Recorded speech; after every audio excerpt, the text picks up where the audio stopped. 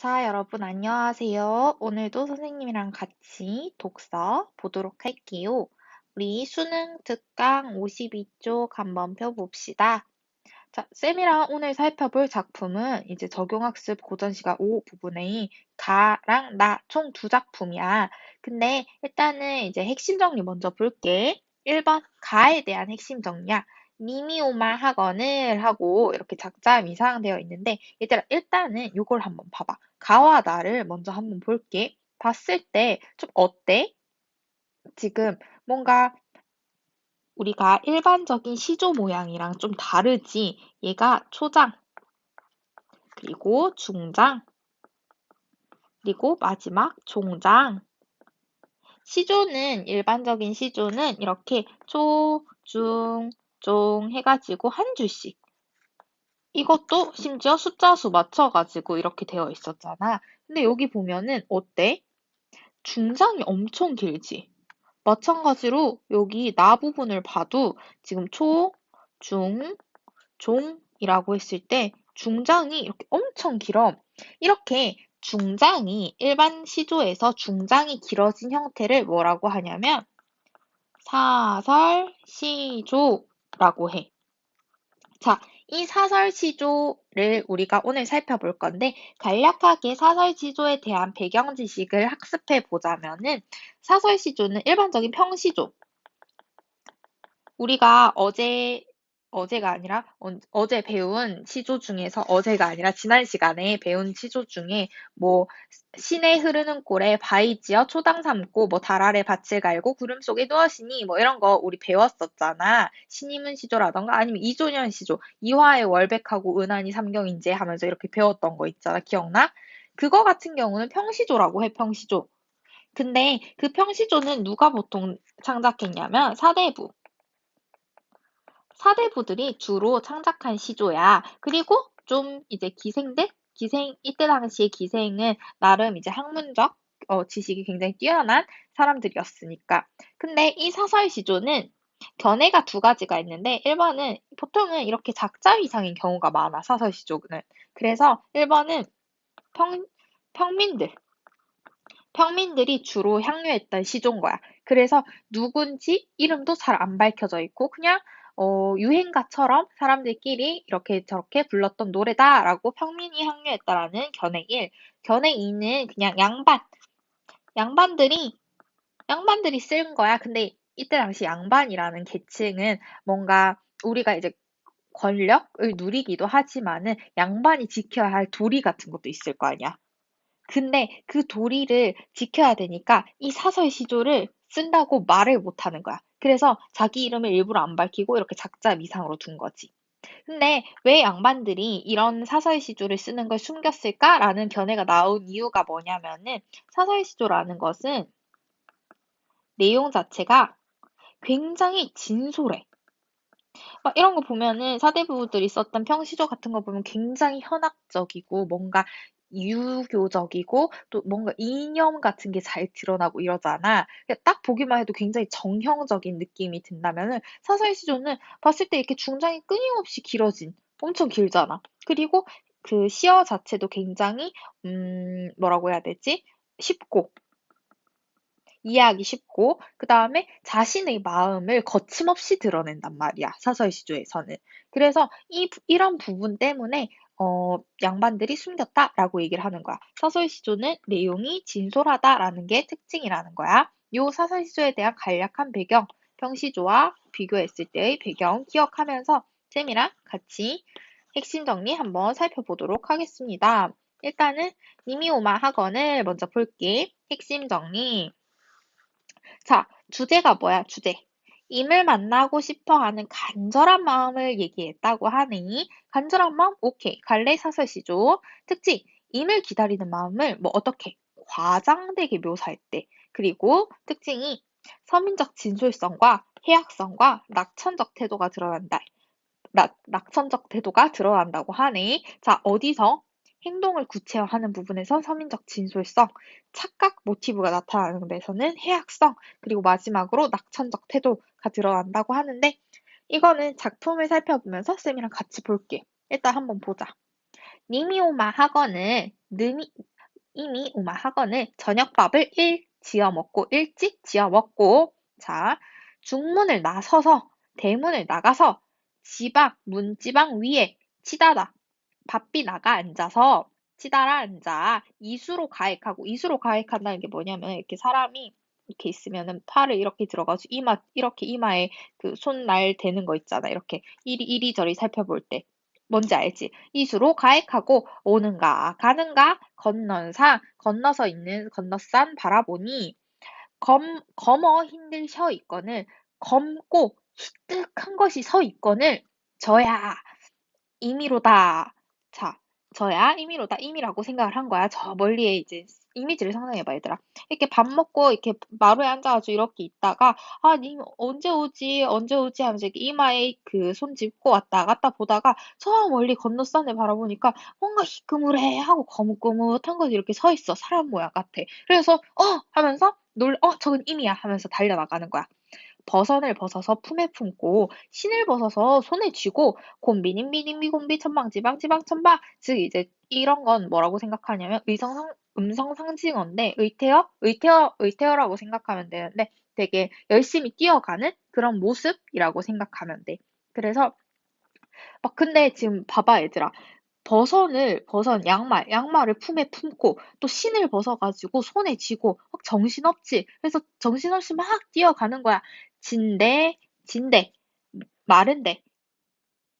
자, 진대는 뭔지 알지? 진흙 같은데, 마른데는 마른 모래 같은데, 가리지 말고, 워렁중창, 막 급히 달리는 발소리라고 하네. 건너가서, 정옛말 하려 하고, 정옛말, 그러니까, 그런 거, 정이 있는 말.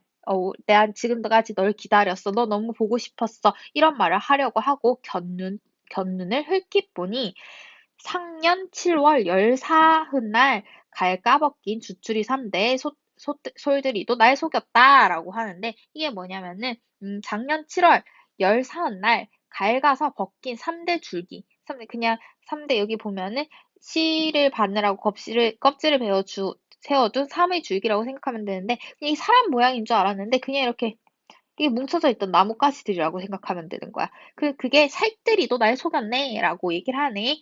모처라 하면서 아유 마침 밤일시 망정 밤이기에 망정어 행여 낮이었으면은 남 웃길 뻔 했겠다. 남을 웃길 뻔 했겠다라고 얘기를 하는 거야. 자, 결국에는 얘들아 이게 뭐냐면은 나 그냥 가만히 앉아 있었어. 근데 저 멀리 희끄무리한 게 보이는 거야. 아 그래서 저거 임이다. 드디어 오는구나 싶어가지고 막 미친 듯이 달려가는 거야. 진짜 근데 남보기 민망할 정도로 미친 듯이 달려가. 막 양말도 벗고 신발도 신고 그리고 엄청 발소리도 급하게 내면서 막 뛰어가가지고 앞에 이제 드디어 도착해가지고 헐끗 보면서 아이고 나 너무 보고 싶었어 라고 얘기를 하려고 하는데 알고 보니까 이게 님이 아니라 이렇게 나뭇가지였던 거지. 그러니까 자기 혼자 너무 어이가 없는 거야, 이 상황이. 내가 너무 이미 보고 싶은 나머지 이 주추리 3대를 임으로 착각했다는 게 너무 웃기면서 혼자 말을 하는 거지.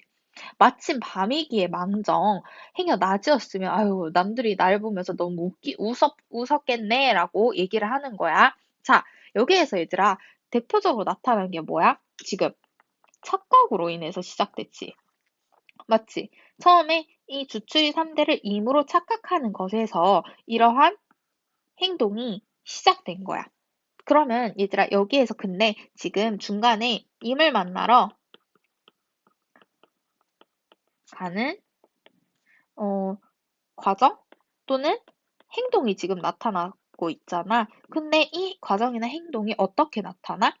굉장히 구체적으로 나타나지. 그냥 단순하게 그냥 임을 만나러 뭐 1시 바삐 달려가니 요 정도로 끝내는 게 아니라 지금 엄청 길게 느리면서 그것도 자기가 어떻게 보면은 부끄러워할 수 있는 그런 내용인데 그거를 되게 거침없이 진솔하게 얘기를 하고 있지. 그래서 여기 보면 이게 바로 이거야. 서민적 진솔성. 행동이 구체적으로 나타나면서 서민적 진솔성이 나타나는 것이. 그래서 서민적 진솔성이 나타나는 거야. 또, 지금 보면은, 얘들아, 지금 이 상황 자체는 어떻게 보면은 내가 사랑하는 임이 오지 않고 임을 그리워하는, 어떻게 보면 좀 슬픈 상황이잖아. 근데 그 슬픈 상황을 지금 막 그런 거 있잖아. 아, 너네도 만약에 누군가를 좋아해. 누군가를 이렇게 좋아하는데 휴대폰이 갑자기 이렇게 징 울린 듯한 느낌이 드는 거야. 그래서 카톡 이런 소리가 들려. 그래서 이렇게 황급히 팍 봤어. 근데 광고 문자야. 자, 이럴 때의 그 심정이 어떻게 보면은 조금 씁쓸하기도 하고 그렇잖아. 근데 그러한 감정을 지금 어떻게 표현했어? 굉장히 좀 우스꽝스럽게 웃기게 표현했잖아. 이게 바로 해학이야, 해학. 지금 자기가 임을 그리워하는 마음을 내가 착각을 해서 임을 그리워하는 마음을 드러내면서 내가 착각을 했다는 소재를 통해서 그래서 해학적으로 나타내고 있는 거지. 무슨 말인지 알겠지? 그래서 이러한 특징도 드러난다는 거. 그리고 마지막이 뭐였지? 낙천적 태도. 자, 낙천적 태도. 보면은 결국에는 임이 아니었잖아. 그럼 굉장히 실망스럽고 이거 쓰지 마. 실망스럽고 그다음에 허탈하기도 하고 근데 기분이 나쁘기도 하고 막 이런 감정이 들 텐데 지금 마지막에 어떻게 얘기해? 아유, 아유, 마침 밤이기에 망정이지. 낮이었으면 나무길 뻔했네. 하면서 이렇게 되게 가볍게 얘기하고 있잖아. 낙천적 태도가 드러난다는 거지. 무슨 말인지 알겠지? 자, 이렇게 이 작품에서는 임을 만나고 싶어 하는 간절한 마음이 드러나고, 근데 임을 기다리는 마음을 과장되게 묘사하는 거야. 그러니까 막 내가 이렇게 임을 향해 달려가는 모습을 굉장히 과장되게 묘사했잖아. 여기 보면은 막 월엉중창 건너가고, 그다음에 막 양말도 벗고, 그다음에 신도 벗고, 막 이러면서 손에 쥐어가지고 곰비, 님미, 곰비, 막 이런 식으로 달려간다는 게 굉장히 과장되잖아. 그래서 과장도 나타난다는 거. 그리고 서민적 진솔성, 그 다음에 뭐 해학, 낙천적 태도까지를 생각하면 되겠지. 요거 작품 되게 많이 나오는 작품이야. 여러모로 변형도 많이 되고. 그리고 또 내용 자체도 굉장히 재밌잖아. 그래서 요거 살펴보면 좋았습니다. 자, 나도 한번 보도록 할게. 나로 넘어가 보도록 할게. 자, 나는 먼저 핵심 정리 같이 봅시다. 핵심 정리 한번 보자. 여기 보면은 나무 바위 돌도 없음 하면서 나오네. 자, 얘들아 사설 시조든 앞에 부분을 그냥 끊어가지고 얘기하는 거야. 제목 얘기할 때. 주제 임을 여인 슬픔. 임과 헤어진 슬픔도 아니고 임을 여인 슬픔이래. 이게 무슨 말이겠어? 임을 잃은 슬픔이래. 자, 그럼 한번 볼게. 뭔가 슬픔이니까 굉장히 뭔가 애틋한 그런 시인 것 같네. 특징 열겁 관련된 사설시조 아까 봤지. 특징 열거법, 비교법, 과장법, 점층법 등 다양한 표현법을 사용했다고 하네. 그래서 뭐 화자의 심정을 강조했대. 심정? 어떤 심정일까? 대략적으로 슬픈 심정이겠지. 임을 여인 슬픔이라고 하니까 주제가. 그리고 특징 2번 수다스럽고 과장된 표현을 통해 해학성을 드러냈다고 하네. 여기서도 해학성이 드러나나 봐. 같이 한번 볼게. 자, 나무도 바위 돌도 없음 매해.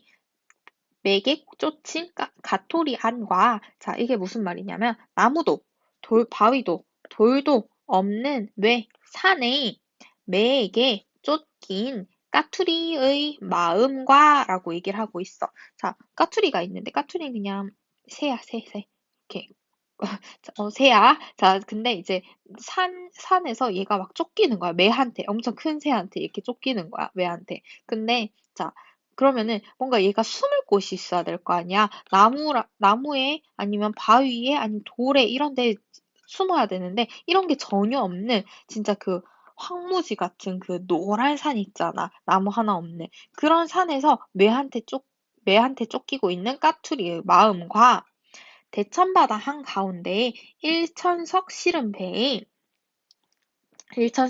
배에 노도 잃고 닷도 잃고 용총 자 그러니까 돛줄도 끊어지고 돛대도 꺾어지고 치도 빠지고 참 그리고 또 키도 빠지고 바람 불어 물결치고 안개가 뒤섞여가지고 잦아진 날에 갈 길은 천리말리 남은 뒤 사면이 거먹듯 저뭇 자 남은 사면이 막 갈 길은 천리말리 남았어. 근데 사면이 검은 거야.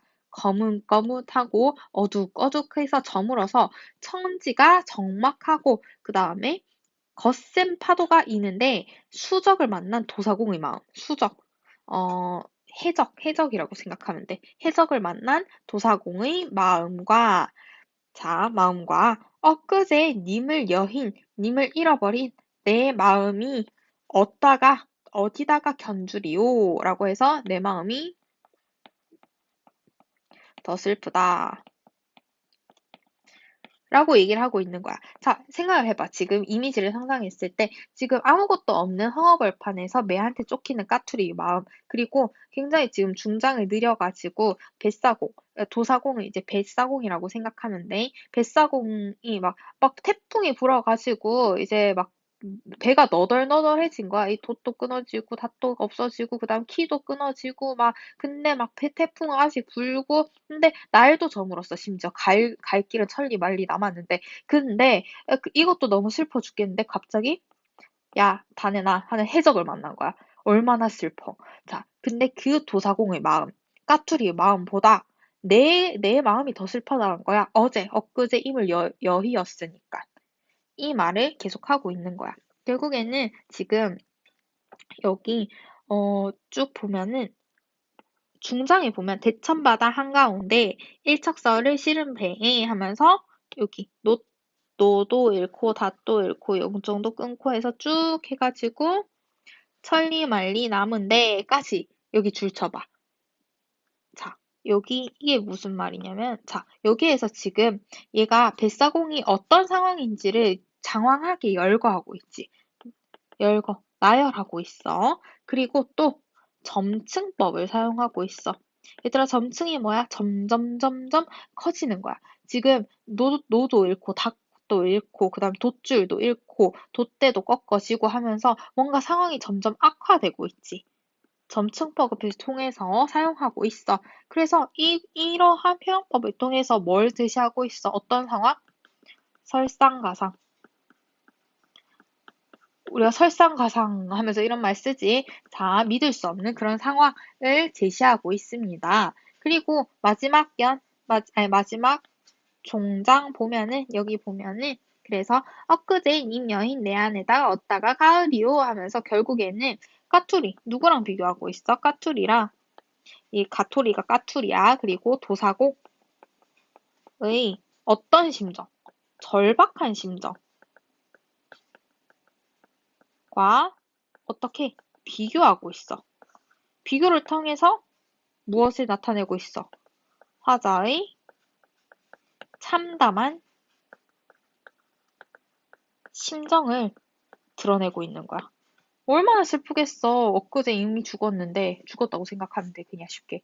자, 그럼 얼마나 슬프겠어. 그러니까 까투리의 마음, 아니면은 도사공의 마음보다 내 마음이 더 찢어질 것 같아. 라고 얘기를 하는 거야. 그래서 주제, 임을 여인 슬픔. 그래서 열거법, 비교법은 아까 까투리랑 도사공이랑 비교했지. 과장법. 근데 내 마음이 슬픈 거를 이렇게 말도 안 되는 상황. 이런 상황이 사실 있을 수 있을까? 드물겠지. 근데 과장을 했다는 거야. 도사공의 이런 상황을 과장을 통해서 내 마음과 비교를 하기 위해서 그걸 더욱더 과장을 했기 때문에 과장법이 사용됐고, 점점 설상가상한 상황을 만들고 있어서 그러한 표현법을 사용해서 나 너무 슬퍼라는 심정을 강조하고 있어. 그리고 어찌됐든 이게 임을 여인 슬픔을 나타내고 있긴 하지만은 막연히 슬픈 게 아니라 굉장히 조금 우스꽝스러운 상황, 물론 이제 도사원과 까투리 입장에서 굉장히 절박한 상황일 수는 있지만, 보는 사람 입장에서 아유 이런 상황이 어디 있어 하면서 조금 우스꽝스럽기도 하잖아. 그래서 수다스럽고 과장된 표현을 통해서 해학성을 드러내기도 한다는 거야. 그래서 여기까지 우리가 살펴봤습니다. 자, 수능 특강 이 문제는 그 EBS 선생님이랑 같이 풀면 되고, 쌤이랑은 뭘 또 하나 더 살펴볼게. 자, 이거는 쌤이 원래 숙제로 내주려고 했는데, 계약도 좀 이렇게 계속 미뤄지고 어떻게 되면서, 그리고 이걸 원래 수업을 할까 하다가 쌤이랑 이제 직접 본 수업 때 듣는 걸로 하려고 했는데, 등교 계약도 미뤄졌으니까 쌤이랑 같이 지금 한번 살펴보도록 하겠습니다. 알겠죠?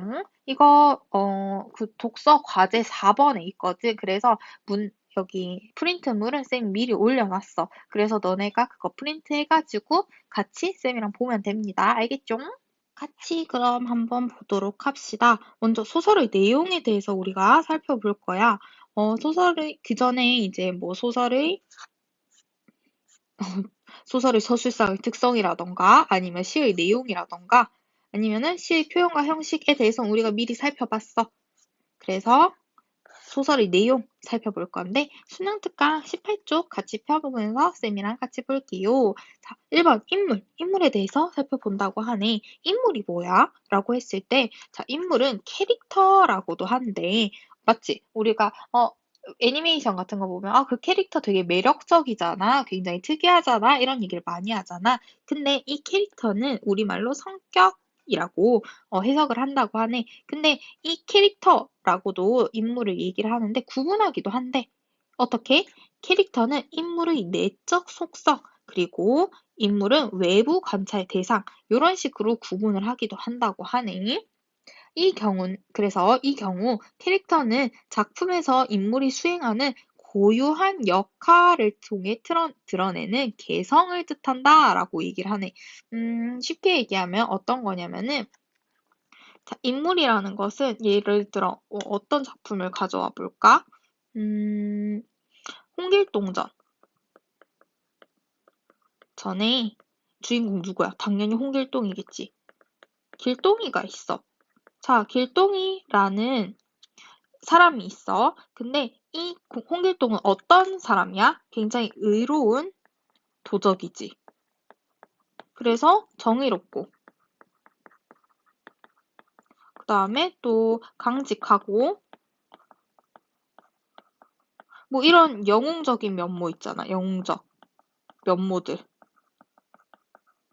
들이 홍길동 전에는 드러날 거 아니야. 그런데 이 홍길동이 이런 정의롭고 강직하고 영웅적 면모고 이런 것들은 얘의 개성이지, 개성. 이 인물의 개성인 거야. 의적이라고 하잖아. 이 의적을 행하면서 드러나는 홍길동의 인물됨, 개성, 성격이지. 이걸 바로 캐릭터라고 하는 거고, 그냥 홍길동 전에 홍길동이라는 인물 자체를 그냥 인물이라고 하는 거야. 무슨 말인지 알겠지? 그냥 그런 거 있잖아. 얘는 의적이고 그 다음에 뭐 아버지를 아버지라 부르지 못하고 형을 형이라고 부르지 못하는 개 하면은 홍길동이라는 개 하면은 인물인 거고 홍길동은 이러한 성격을 캐릭터라고 구분을 하기도 한다는 거지. 근데 우리가 여기까지 갈 일은 없어. 그냥 인물 캐릭터 그냥 비슷한 말 이 정도라고 생각을 하면 됩니다. 그래서 인물의 말과 2번 볼게. 인물의 말과 생각, 행동 이렇게 쭉 나와 있는데 자 얘들아 인물의 말, 생각, 행동 이런 게 왜 중요해? 결국에는 자기의 가치관 그리고 세계관이 말과 생각에 담겨 있으니까 우리가 누구랑 얘기를 한다고 생각해봐. 대화를 나누고 있어. 너네가 다른 사람과. 근데 이 사람이 뭔가 A라는 주제에 대해서 얘기를 하다 보면은 아무래도 이 A라는 주제에 담긴 이 사람의 가치관이 드러나겠지. 맞지? 그리고 작가가 작품을 쓸 때 그때의 세계관이 있을 거 아니야. 그런 인물의 가치관이나 세계관이 인물의 말, 행동, 생각 등을 통해서 드러나겠지, 당연히. 그래서 인물의 말과 생각, 행동이 굉장히 중요하다라고 하는 거야. 자, 말은 주로 직접 인용 형식, 따옴표, 큰 따옴표를 통해서 제시되지만 서술자의 간접 인용으로 제시되기도 한다. 직접 인용과 간접 인용 뭔지 알지? 직접 인용은 이렇게 큰 따옴표를 통해서 제시되는 거, 간접 인용은 뭐뭐라고 말했다. 자, 길동이 아버지를 아버지라 부르지 못하고 어쩌고저쩌고 이렇게 하고 뭐 아니면은 길동이가 말했다 하고 이제 뭐 줄 바꿔가지고 이렇게 하면은 얘는 직접 인용인 거고 큰 따옴표 없이 길동이가 아버지를 아버지라 부르지 못하고 그래서 너무 서럽습니다라고 말했다 라고 하면은 간접 인용 요 정도는 알아야 돼. 자, 그래서 인물의 행동 은 어떤 의도, 상황의 산물로 이해되며 주로 서술자의 목소리를 통해 드러난다라고 하는데 캐릭터가 이 홍길동이 의적, 노릇을 하는 데는 어떠한 의도가 있을 거 아니야. 예를 들어서 얘는 어떤 애였어. 서자였어, 서자. 그러니까 본처의 자식이 아니라 그 첩의 자식이라고 생각하면 돼. 서자인데 이 서자는 옛날에 신분제도가 되게 공고했기 때문에 벼슬길에 나가지 못했어. 그래서 아버지를 아버지라 진짜 못 부르는 거야. 그냥 이제 대감마님. 형도 형님 이렇게 못 부르고 그냥 직급을 불러야 되는 거지. 그래서 벼슬길에 나가지 못하고 이러한 한계, 서자로서의 한계 때문에 얘는 의적이 된 거야. 그러니까 근데 이 의도, 근데 왜 의적이 됐을까? 그냥 좋은 일을 하기 위해서 자신의 신분상의 한계라는 상황, 신분제도에 대한 저항, 상황, 그리고 의도, 그 다음에 뭔가 이러한 저항의 의미도 있을 거고, 인물이 아니면은 그런 거, 본인의 정의로운 의도가 있을 수도 있겠지. 이러한 의도와 상황의 산물로 얘가 어떤 행동을 해, 홍길동이. 그 부잣집의 보물들, 이런 비싼 보물들을 이렇게 훔쳐가지고 백성들한테 나눠주고, 이런 행동을 한다는 거야. 그래서 이걸로 이해되며 주로 서술자의 목소리를 통해 드러난다라고 얘기를 하는 거지. 그러니까 밑에 그냥 설명 간략하게 써놨어. 인물이 어떠한 행동을 할 때, 그러니까 봐봐. 길동이가 웃기잖아. 길동이가 길동이는 난 이제부터 뭐 대감마님 댁을 털 거야. 뭐 나는 우의정 집을 털 거야. 라고 얘기를 했다. 뭐 이렇게 하기는 조금 웃기니까 그냥 서술자가 홍길동은 뭐 오늘 몇 시, 12시, 밤 12시경에 우의정의 집을 뭐 도적 몇 명과 함께 털기로 했다. 이런 식으로 얘기를 한다는 거지. 그래서 서술자의 목소리를 통해서 드러난다라고 하는 거 기억하면 됩니다. 그래서 결국에는 여기서 하는 말이 인물의 말, 생각, 행동은 모든 것이 담겨 있기 때문에 굉장히 주의 깊게 생각하고 봐야 된다라는 거지. 알겠죠? 사건 넘어가 볼게. 사건 개념. 작품 속에 발생하고 진행되는 온갖 일들을 얘기하네. 되게 한 사건은 다른 사건들과 결합되어서 연속적으로 전개된다.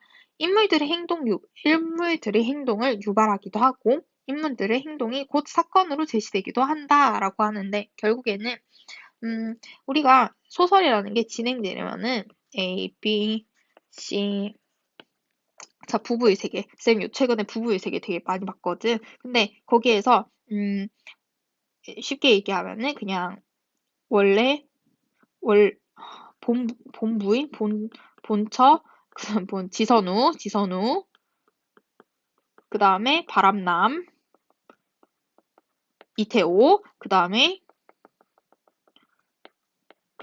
뭐, 여다경. 얘는 이제 뭐라고 해야 되냐? 바람. 이렇게 자 볼게. 자, 원래 지선우랑 이태호가 살고 있었어. 둘이는 결혼을 했지. 그래서 자식도 있었어, 준영이라는. 근데 얘네가 행복하게 살고 있었는데 이혼을 하게 돼. 자, 이혼. 왜? 그 사이에 사건이 뭐가 있었는데 이태호가 여다경이랑 바람이 났거든. 그래서 깨졌어, 지선우와의 사랑이. 그래서 이혼이라는 행동을 하게 된 거야. 이혼 후에 이제 지선우는 나름 잘 살고 있었어. 근데 이태호가 마지막에 여다경한테 버림받아. 이태호가 여다경한테 버림받아. 왜? 중간에 지선우랑 또 뭔가 썸씽이 있었거든. 그래서 버림받은 거야. 자, 이러한 사건들이 지금 각각 단일한 사건이야? 그냥 독립적인 사건이야? 아니지. 지금 A라는 사건과 B라는 사건이 연관되고, 또 A라는 사건과 C라는 사건이 연관되고, 이런 식으로 지금 다른 사건들과 결합돼서 연속적으로 전개되고 있고, 그 다음에 이러한 인물들의 행동을 유발하기도 하고, 봐봐. 지금, 이태호랑 여다경이랑 바람이 났으니까 지선우가 이혼을 해야겠다 결심을 했지. 행동을 유발하기도 하고 또 인물들의 행동이 곧 사건으로 제시된다. 그래서 뭐 아니면은 여기 이런 식으로 지선우랑 이태호가 뭔가 썸씽이 있었기 때문에 여다경의 행동을 여다경이 이태호를 버렸다라는 이제 사건으로 제시되기도 한다는 거지. 무슨 말인지 알겠지? 그래서 이런 식으로 다양하게 생각난다는 거.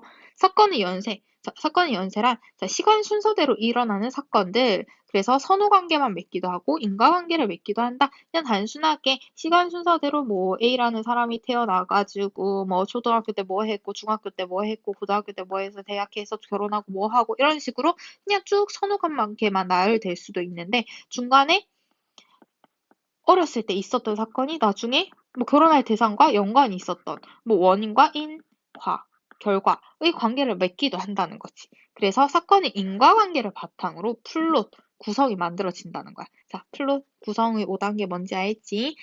발단, 전개, 위기, 절정, 결말 요거는 알아야 돼. 요 단계를 그래서 거친다.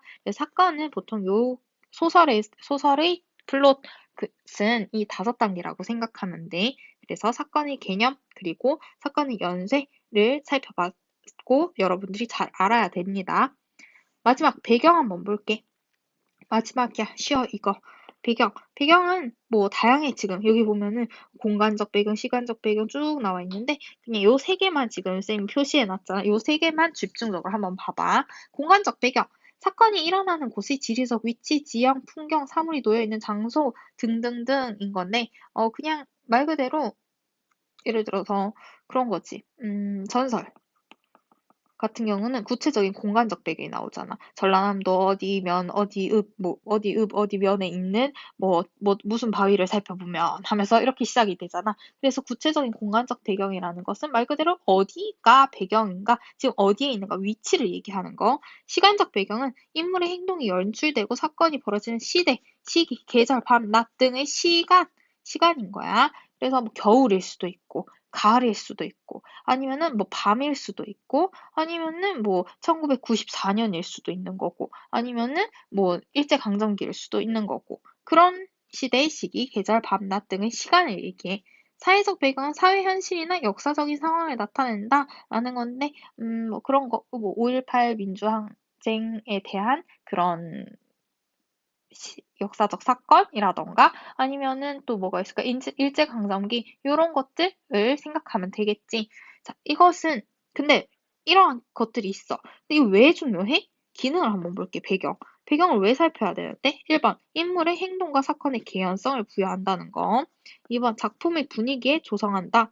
3. 작품 주제 구현에 기여. 4. 독자에게 작품의 생동감을 느끼게 한다. 5. 배경 자체가 상징적 의미를 지니기도 한다. 라고 쭉 나와 있는데 결국에는 이거 다 중요하긴 하지만 이런 거야.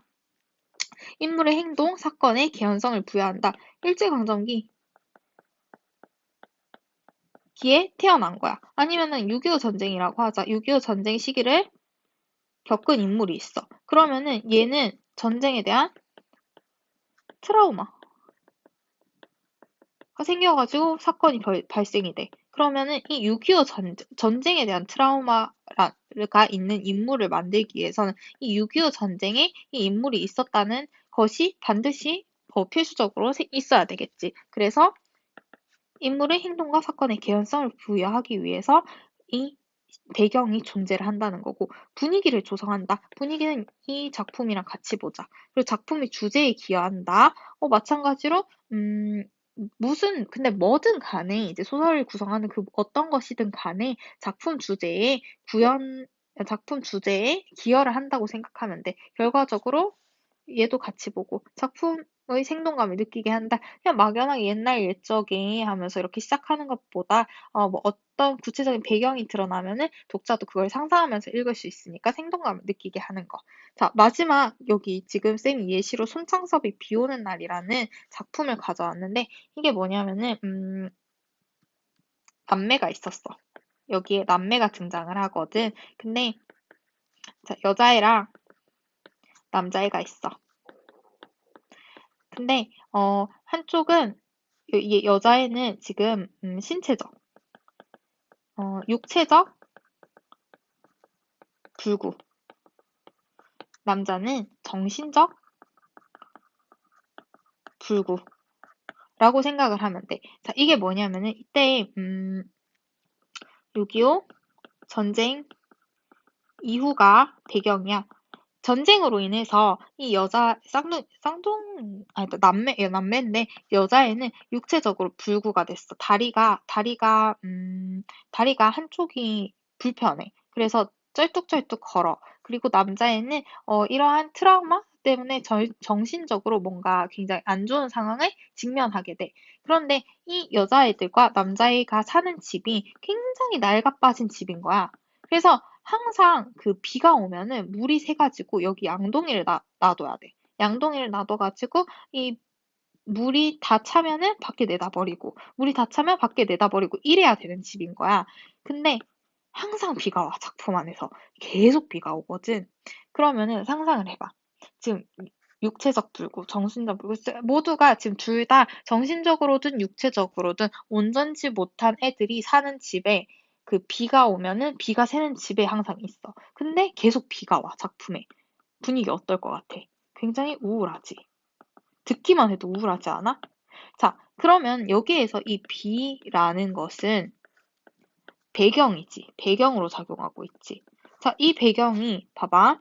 작품의 분위기 조성, 우울하지. 2번, 여기 작품의 분위기 조성. 그리고 작품 주제 구현의 기여. 결국에는 이 작품에서 말하고자 하는 바가 그런 이제 전쟁 이후의 굉장히 불안정한 실태, 이런 사상을 고발하기 위해서거든. 그래서 작품 주제에 기여하지. 이 배경 B가. 그리고 배경 자체가 상징적 의미를 지니기도 한다. 결국에는 이 B라는 것은 6.25 전쟁 이후, 그 우울했던 시대적 분위기를 바로 상징하는 그 소재였던 거야. 그래서 보면은 결국에는 비 오는 날에서 비라는 배경이 가진 것을 들고 온 거지. 이러한 배경의 기능을 설명하기 위해서. 그래서 알겠지? 인물의 행동과 사건의 개연성을 부여하고 분위기 조성하고 주제 구현하고 그다음에 생동감 느끼게 하고 그다음에 배경 자체가 상징적 의미를 지니기도 한다라는 거 여기까지 살펴봤습니다. 자, 오늘 소설의 내용까지 살펴봤어, 얘들아. 오늘 배운 양 좀 많지? 그래서 복습 철저하게 해야 됩니다. 오늘도 고생 많았어요.